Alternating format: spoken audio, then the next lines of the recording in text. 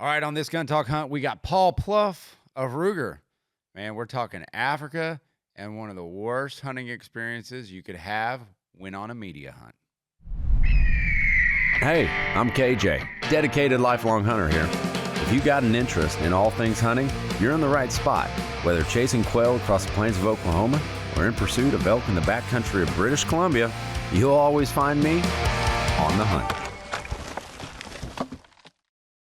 This episode is brought to you by Silencer Central, Range Ready Studios, and Ruger Firearms.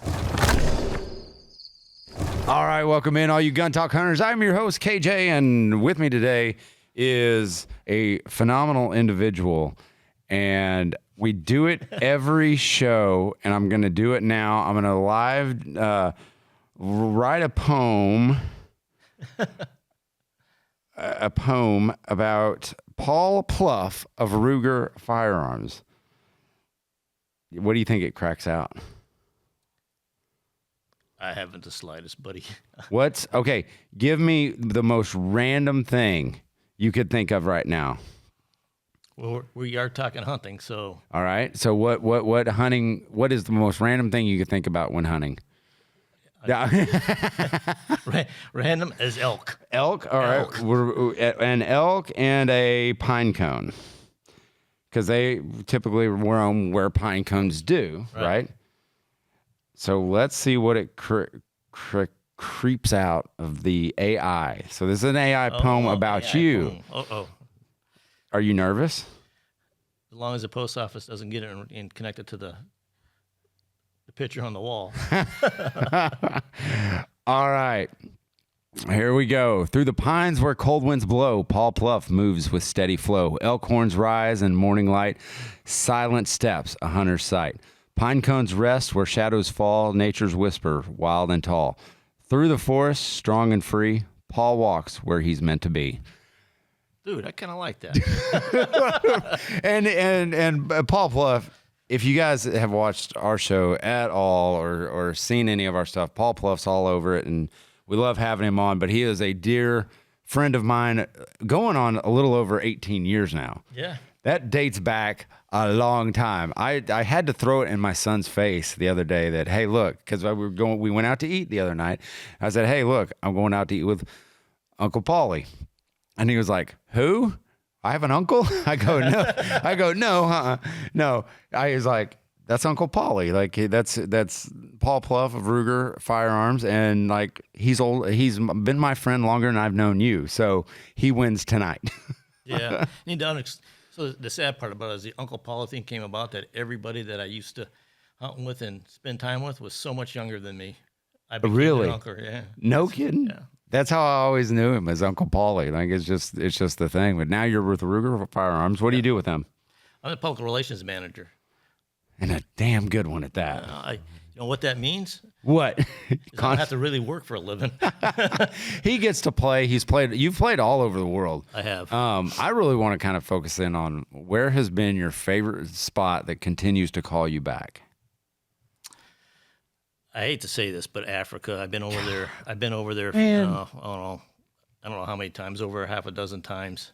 Africa holds a special part in my heart, just because and I'm heading out there again this year in June. But this will be the first time that I hunted Africa using a rifle. I've always done it with. It's always handgun. Always been handguns. Always handgun, and handgun's not something that I've grown to yet. I know that's just another step in the evolution of a hunter that I've got to get to. I have done it, and I've taken game with handguns that just hasn't gripped me like it has you. And I mean, to go over Africa multiple times, all with handguns, I mean, the PHs over there have to see you coming going, oh my gosh, a handgun hunter. Are you kidding me? But then they see you shoot. Yeah, the first time I did it, I just remembered they were like, they were very nervous, almost like didn't want to let us through when they realized I was hunting. Yeah. And so, so was it like a 460 or a 500 or? That was a 460, and the PH over there and the guide service owners they were just so hesitant. And so my first animal taken over there was a blessed buck. Yeah. And so they took it out there, and this thing was sitting out there about, I don't know, 95, 100 yards. And they said, okay, you think you can hunt with a handgun? See that one out there? And he pointed out, he says, let me see what you can do with that. Touched off around it, dropped in his tracks, and he says, Okay, we move on. okay, let's go hunting. Are you serious? It was just like that. Just like that. They didn't. So did you go up to the range before that just to verify everything and let them shoot? Because I've heard is once you get there, they're really kind of, when they go to the range, they're not necessarily testing out your gun. They're making sure it fires them, but they're more looking at the hunter and what they have to do. They do. And we did. I mean, we went out and obviously, I mean, we carried the guns over. They were all scoped up, and we actually had multiple handguns for the event. They were scoped up, and you obviously, just like any other time you go hunting, if you're traveling a distance and it's being bounced around through baggage claim and everything else, you got to verify. Oh yeah, And so the good thing is they put us out at 100 yards on a bag, and center punched it at 100 yards. That wasn't good enough for him. And well, I think he might have thought that was luck. And he says, "Do you need to take another shot?" I go, "No, it's there." No, my next one's gonna put an animal down. I guarantee you that. So what's the furthest what other animals did you take over there, and at what distances would you say you were effective? Well, my longest shot over in Africa was a kudu, and that was 193 yards. Good gosh, that's a big animal, big tough animal. Yeah. Really? Yeah, it was interesting. Well, what made it so that was probably my toughest shot. And the reason being is we were over there and we were at the with a PH and stuff, and we were going like ranch from ranch, and over there they don't have high fences; they have mountain ranges. those are the fences. That's how they determine their property lines. And so we were at this one ranch, and I was with my PH and the son of the owner of the ranch. And this is kind of interesting. This is the kudu. Yeah. And so we're out there, and we're glassing, and I'm looking up on the mountainside, and there's a bunch of kudus there, and I'm like getting excited, and all of a sudden I hear the guy's name was Mark the PH, and the kid goes, "Oh my God, yeah, that's the one. He says, "Let's go." And I'm glassing, and I look to pull the binoculars down. I kind of look over, and those two are like 300 yards, like they're gone. They're gone. And I went, Shh. So I start running after them, and I'm huffing and puffing, and it's like I got to tell you, they were probably both 20 years younger than me at the time, and they're sprinting. So I start chasing them. Because he looked back at me like if I didn't catch up, he was going to beat me to a pulp. So I figured Here's the problem. I wouldn't want to get left behind in Africa at all because I'd be scared there's something out there going to eat me. That's always a possibility, but that would be my worry. So I run, and they're a couple hundred yards in front of me, and I see them get to this one open spot where it kind of opens up a little bit. Yeah. So they get down and they knee crawl down there and stuff, and I'm running, and I'm starting to get out of breath. Yeah. I take the dive, and unfortunately, I had my handgun on my chest. I took a dive and landed on it. And as I come up on the other side, start running, I'm still trying to get my breath. And trying to get it clean. Well, get my breath. Yeah. And so I continue to run for probably another 200 or 300 yards. I get there, and PH throws out the stick and says, "Take the shot." And I get there. Can I have time to set up? Yeah, I get there, and I throw the gun up there, and he's going, "Shoot, shoot, shoot." And I'm going, and he goes, "God." And so what you got to understand, at that point in time, the animal was probably about 160 yards away. Yeah. And I'm trying to get my breath so that I can actually pull off a shot. Right. And the animal turns and starts walking away. PH was not happy with me at the time. And so the animal walked about another 30, 40 yards. Yeah. Kind of cornered a little bit, took a deep breath. I squeezed off the round, and it just went down. No kidding. And then he dropped him? Dropped him. He's screaming at me to take a second shot. Now, when it dropped down in like a lot of deep brush, and all I could see was points of its horns. Right. And I said, "Well, where do you want me to shoot?" He goes, "Take a shot." I said, "I can't see anything." So we started edging up. And as we got over there, I was prepping to take a second shot. And we had to get, because it was such deep, just as we got up there, I could see the animal, and you've seen it before, you're an experienced hunter. I like to affectionately refer to it as the happy dance. Yep. It's their last breath, and they do that little kick. Yep. And I come up on there, and I come up with a gun, and he did that little happy dance. Yeah. And I hesitated, squeeze, go, take a second shot. And I go, He's dead. do I need to?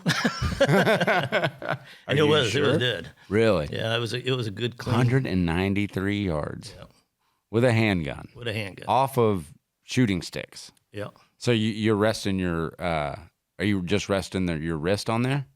No, Or how actually, you the nice resting? thing about this is just I actually so hunt with a revolver. So you have the barrel that comes back, Yep. and you have the frame, and there's kind of a knuckle there Yeah. just before the Trigger guard? trigger guard. Yeah. That was my resting point because I could actually put that knuckle in there and kind of press into the sticks Okay. with the trigger guard just to give me with my hand, with my grip, just to give me just a little bit more Yeah. firm grip. And it was almost like shooting off of a bag at that point in time. Oh, that's awesome. That's crazy. See, Africa just hasn't called me. Like, I know my problem over there would be I would fall in love. That's the problem. I mean, I just remember. So our good friend Gary Judici Yeah. said the same thing the first time we were going over there. He goes, "Yeah, Africa doesn't do anything to me." And remember what happened? To Oh him? my gosh, he was booking his next trip on his way back. Yeah. Like, and I mean, I hear that a lot. Is once you get done with your first one, you're already planning your second. Yeah, And I think that's what worries me is because like your pH was going shoot. Like, man, that's how I get over here with like whitetail. Like, I get so excited, I get so jacked up. There's just so much game over here that I haven't got to chase. Yeah. You know, and that's kind of my draw in staying here. Like, if I'm going to invest money to go on a hunt, like, I kind of want to get all the stuff done here. It might take me a while. you just got to put your mind to it. So I mean, there's still a few things I haven't shot here in the U.S., but I've kind of covered the bases. Oh yeah, you've covered pretty much all the bases. I mean, they don't call you tonnage for no reason. I mean, go give Gun Talk Nation a listen. I'm not going to go over why they call him tonnage, but Ryan detailed it very thoroughly on Gun Talk Nation. So you guys need to jump over to Gun Talk Nation, go give them a listen. But man, you do stack the critters. I mean, you have a rich history of bringing back a lot of flesh. Well, you know, my theory on it is I'm out there to do a job. That job is to cleanly hunt and harvest an animal. And so each time I'm out there, I get very focused and I just... You do. You dial in really good. And okay, I'm going to do this right now. We're going to take a break here. And I'm going to jump in with a story that you might be a little upset at me for bringing it up, but I think we need to talk about when you and I hunted in Oklahoma during black powder season. My God. And you guys will not want to miss that because it was all, I guarantee it was all my fault. I have no idea what went down, but it went down. So after this break, we're going to jump into that story. All right, hunters, let's talk about a rifle so precise it makes your buddy's lucky shot look even luckier. The Ruger Precision Rimfire, or as the cool kids call it, the RPR. This beast has a heavy contour barrel, a Ruger Precision Rifle muzzle brake to tame recoil like a well-trained hunting dog, and an adjustable trigger that's smoother than your best pickup line at the bar. Need versatility? The multi-mag interface lets you run mags from AICS to Magpul style so you can stop hoarding magazines like a doomsday prepper.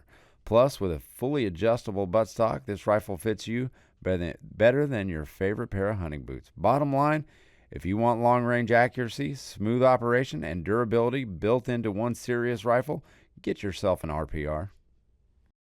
Hunters, shooters, and anyone who loves a quieter shot, listen up. The Banish 30 Gold V2 from Silencer Central is here to redefine what a premium suppressor should be. This bad boy is lightweight, just 13 ounces, thanks to his titanium alloy build, so your rifle stays nimble, whether you're tracking elk in the Rockies or hogs down south. It's quiet too, dropping sound levels by a whopping 36 decibels with its 11 baffle system. That means more hunting, less ringing ears. Plus, it's user serviceable and easy to clean with quick detach mounting so you are always range or field ready. If you're serious about suppression, the Banish 30 Gold V2 is yours to go. Grab yours at Silencer Central. You ever wish your hunting rifle had an optic so compact and tough it could probably survive a bar fight? Well, meet the EOTech Voodoo 3-9 by 32. At just 6.8 inches, This little beast is built from aircraft-grade aluminum because regular aluminum is for soda cans. It's fog-proof, waterproof, shockproof, basically life-proof. You get crisp second focal plane precision, cap turrets that won't get bumped out of zero, and an illuminated reticle with 10 brightness settings. And the best part? It's got an integrated base that plays nice with mini ACOG mounts. So yeah, it's short, it's sharp, and it's ready to make you feel like a marksman of legend. The Voodoo 3-9 by 32, because your rifle deserves better than good enough. It's time to prepare for the shot of a lifetime. Whether you're a seasoned hunter or new to the sport, preparation is key. I preach it all the time. At Range Ready Studios, we offer the training you need to make that shot of a lifetime. Chris Serino is on staff, and he has a host of instructors on hand to provide personalized trainings in state-of-the-art facilities and practical exercises that build your confidence and skills. From precision marksmanship to quick target acquisition, we've got you covered. Don't leave your success to chance. Visit rangereadystudios.com to learn more. All right, we're back with Paul Pluff of Ruger Firearms, and we talked about Africa, and you've been over there so many times, but there was one time in Oklahoma where things just didn't work out. And it just happened to be when I was sitting in the blind with you recording. And man, that was one of those media trips where it seemed like, there's a lot of times when those media trips and those media events, they go perfectly without a hitch. The guns function beautifully, like everybody's on. This was not that trip. No, but you know what? They call it a hunting for a reason. It's not killing. Right. It's hunting. It's we do a lot of spot and stock. We do it in all sorts of weather. And so in life, there's never any guarantees in anything, and hunting is the same way. So sometimes you're up, sometimes you're down. And I think that time we were down. We were really down because it was a morning hunt, and we get in this blind, and we were muzzleloader hunting, and when the sun started to crest and it was coming up, I remember sitting in the blind with you, and we were sitting there, and I was looking around. There were primers all over. Do you remember that? Yeah, I do remember that. There were primers, like spent primers, all over this blind. Yeah. Because there was a person in there the night before who had a rough time. Yeah. I mean, the shot was further. For them, it was like a 250-yard shot or something like that. And the deer wasn't moving. I don't know if someone put a fake decoy up, but they just kept shooting. And so there was all these primers around. So we were going around there counting the shots that had been taken out of that blind the day before. And so we kind of sat there and we were kind of sitting there and going, oh, I don't know if we're going to see anything, but it's a nice spot. It was beautiful. It's a big open field. Sean Skipper of Loophole and I sat in that same blind a couple nights after we had our event, and he completely missed a deer that was 100 yards in front of him. Not missed it, he couldn't see it. I truly think that blind was part of the Twilight Zone. It was. Oh, there's no doubt about it. Like that was not a good blind. It was a perfect blind. Let's just pump the brakes on that one. It was out of the Chain Ranch up near Woodward, and it was beautiful. It was. And so the sun comes up, and you look out the window over to the west or east. Yeah. Yeah, it was out the east. And there was a deer walking down, and he was sitting there rubbing on the tree, and I was like, oh my gosh, here it comes. Yep. And I kid you not, that deer came within 60 yards. Might have been even a little less. It was ridiculously close. It was close. Like, I mean, it was within distance where I was scared he was going to hear me breathing. Yeah, it was so close. You want to have that moment where I turned around to you and say, hey, hold my beer and watch this. Yes. And unfortunately, you did. And when you watched it. Oh, my gosh. It was surreal because it was like the primer strike on the first shot didn't go off. Right. Because it was like, pff. Yep. And when that happens, Paulie did exactly what he should have. He stayed on the deer. okay, I don't know if it was wet powder. It was. And so we got, the other part of the story, it was very misty in the morning. Yep. Very, very damp out. And somehow, some way. I don't know. And I remember stopping that deer too. I was like, Paulie, are you ready for me to stop this deer? And you go, on it. Like, that was it. On it. And I go, okay. And that deer goes, what? Hello? Like he just sits there and looks back like, okay, I'm ready. Like, and Paulie's like, pop. He's like, it's not going off. And I did. I stayed on that deer going, okay, come on. Yeah. Come on. Just You're ready. gonna go out. Let's go. At any second, it's going to go off. Never went off. Yeah. And he put in another primer, same thing. Yep. And I was just like, oh no. And the deer walks off like it was nothing. So I will tell you, you gave me that look. You gave me that look when that's on the second primer. You gave me that look like you must have not put powder or. I mean, you gave me that look like you are such a knucklehead. But it wasn't his fault. I mean, that happens. That's the risk you run when running black powder. Yeah. I mean, it's. But oh my gosh, that was funny because like then Skipper had his mishaps, like not seeing that deer. Like, so we're in that same blind, same setup, and I'm walking him through the story, like, oh yeah, that deer came right here, and it was like standing right there.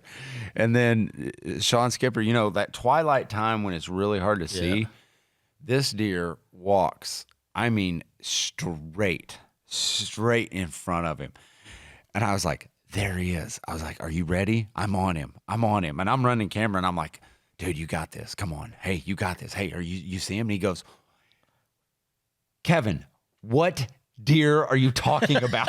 It does sound like Sean too. Yeah, that is exactly what he's saying. He's like, I have no idea what, and I'm like, right there. And he goes, where is there?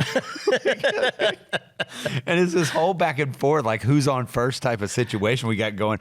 And like, I take his head and I put my hand on top of it. I go right there. So, what they got to understand is Sean's kind of a big boy. Oh, yeah. So for you to reach up and grab his head, it was way up here. And so I'm up there and I'm turning his head and I'm like, it's right there, like 100 yards. And he goes, I got nothing. And that's how the night ended. Like that night, like it was just such a struggle because I mean it just seemed to add up. Yeah, I'm just telling you that blind was right smack in the middle of the twilight zone, and I think the deer knew it. They said, "Hey, come here. Yeah, you guys want to have some fun? Let's go tease these guys. See those guys up there? Like let's mess with them a little bit." But no, it's always fun to be in camp with you, and you are I mean, dude, when you're in camp, it's just a much better life. Yeah. So we need to get out. We need to get out to hunt soon. Like, when are we going to do that? We need to do it soon. When are you going to come to Oklahoma? I really miss Oklahoma. I got to tell you, I really do. You do? I do. I mean, you think about how much time I spent. Oh yeah. I mean, it was 2-3 times a year, 3 or 4 times a year. Yeah. I mean, and you were hunting the chain a lot, and I mean, we were just running all over Oklahoma, chasing whitetails and hogs and coyotes. Yeah, then it was King Cook's Ranch. I mean, that was oh my gosh, yeah, I miss King Cook. Yeah. But yeah, they're still up and running. Yeah. I mean, it's quite the ranch, man. Like that property, and it's not a giant piece of property. And I think that's what a lot of people don't understand is you can have a smaller property and have great, unbelievable hunting. So you think about it. So he backs up right against a wildlife reserve. Yeah. And there are some incredible animals that jump over that fence and come onto his property. I mean, it was just small piece of heaven. It's unbelievable. Yeah. Still is. That's the Tarbone Ranch. Yeah. Yeah, Tarbone Ranch. Like, seriously, give them a look. Like, they do. I mean, you shot a buffalo out there. Shot a buffalo. I actually shot a couple buffaloes out there. Yeah. And I shot that monster elk with a handgun out there. Oh, my gosh. You were telling me that before we got on the air. Yeah. 416-inch elk in Oklahoma. Yeah. That does not happen that often. So it was class. I mean, they were filming it. And so I get in there and hunting with a handgun, which it seems to make a lot of people, handgun. Yeah, it seems to make a lot of people nervous when you tell them you're hunting with a handgun.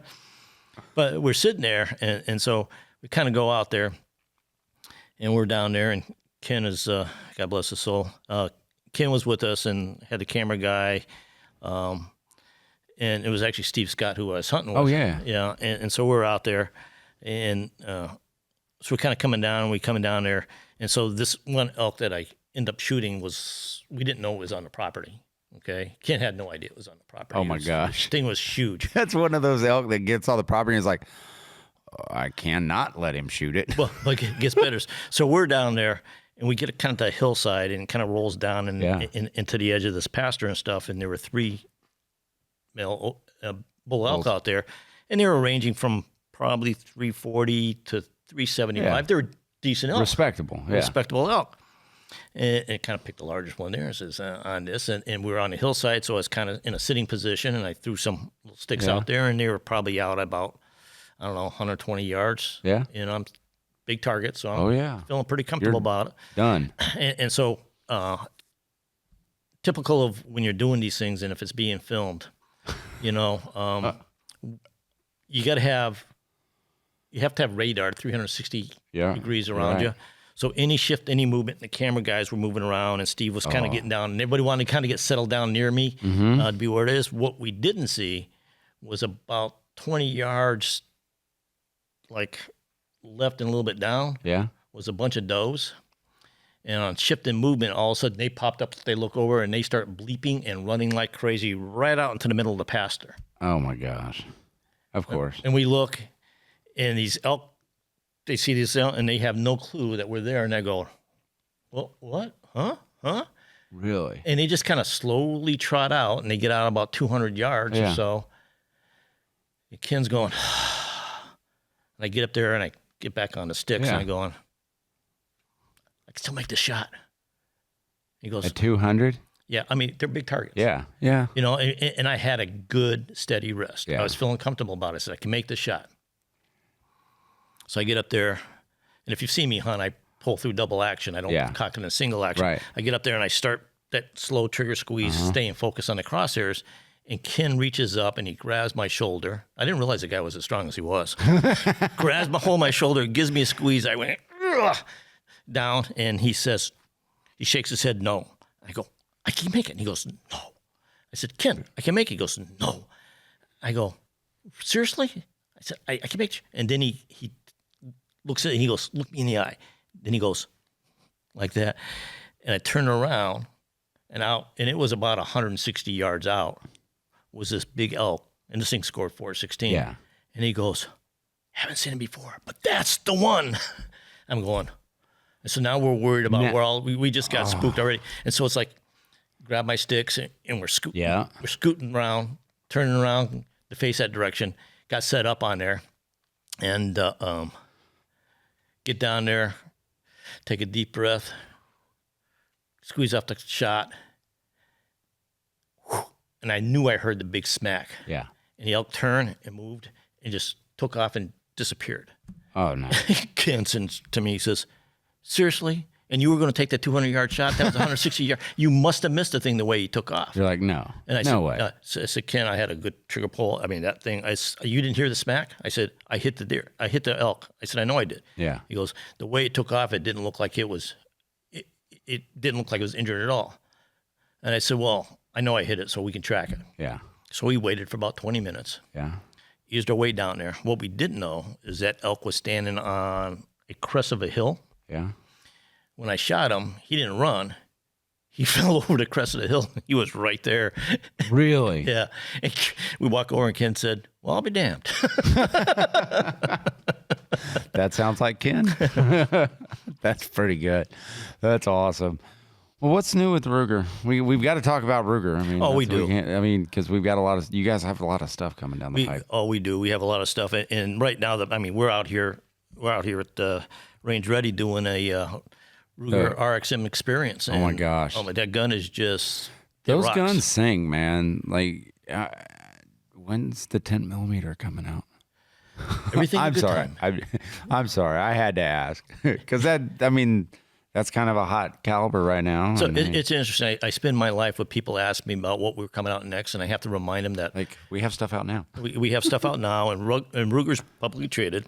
Yep. So we can't divulge and stuff. And my comment is, you just never know because we're always working on something. That's true. That is a good point. That is a good point.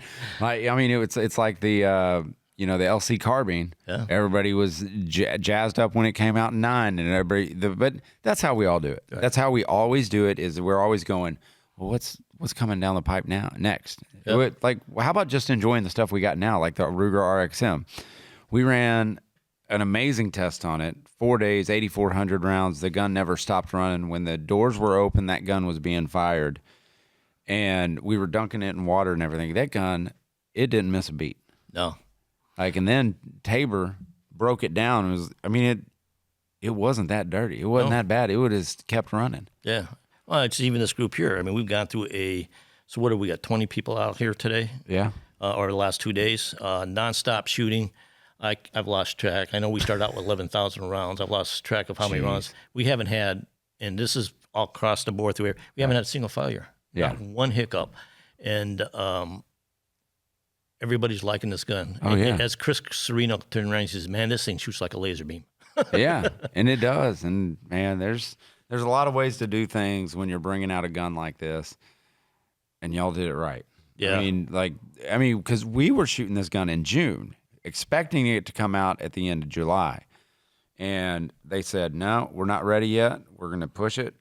And they pushed it for all the right reasons. Yep. And they brought it out how it's supposed to be, not how Gen 2 is supposed to be. Right. Really. I mean, that's seriously. I mean, it's one thing Ruger does right. And, when we produce a gun, before it goes in full-blown testing, we do what we call jury testing. There's a handful of people, and I get sent guns. And the whole concept of it is to put as many rounds through it and purposely try to make it fail. Yeah. What's good, what's bad, and give feedback into the engineering group and stuff. And the whole concept there is wringing it out before we go into production. So if you have any bugs in it, you want to know ahead of time. And so, like you said, we had prototypes out there early in June, and we did come across things that needed to be improved on. And that's exactly before we went into full-blown production and put them out in the field. Those things had to be corrected.